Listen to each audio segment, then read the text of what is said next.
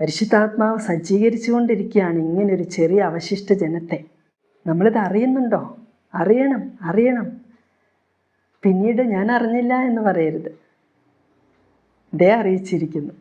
CCCയിലുള്ളതാണ്, catechism of the Catholic church.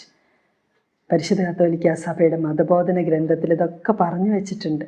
നമുക്ക് 4 വർഷം 5 വർഷമൊക്കെ തിയോളജി പഠിക്കാൻ പറ്റിയില്ലെങ്കിൽ ഈ CCC ബുക്കിൽ ഒരുവിധം തിയോളജിക്ക് നമുക്ക് കിട്ടും.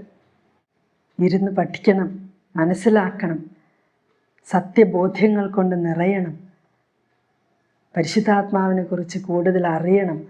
അപ്പോഴാണ് കൂടുതൽ പരിശുദ്ധാത്മാവിനെയും അവിടുത്തെ അഭിഷേകത്തെയും അവിടുത്തെ അഗ്നിയെയും ഒക്കെ സ്വീകരിക്കാൻ പറ്റുള്ളൂ.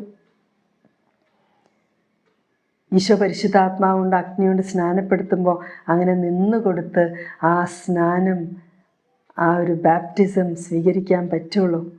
I will baptize you with the Holy Spirit and fire. Isho പറഞ്ഞുകൊണ്ടിരിക്കുന്നുണ്ട്. സ്നാപയോഹന്നാൻ ഈശോയെ പറ്റി പറഞ്ഞിട്ടുണ്ട്. He will baptize you with the Holy Spirit and fire.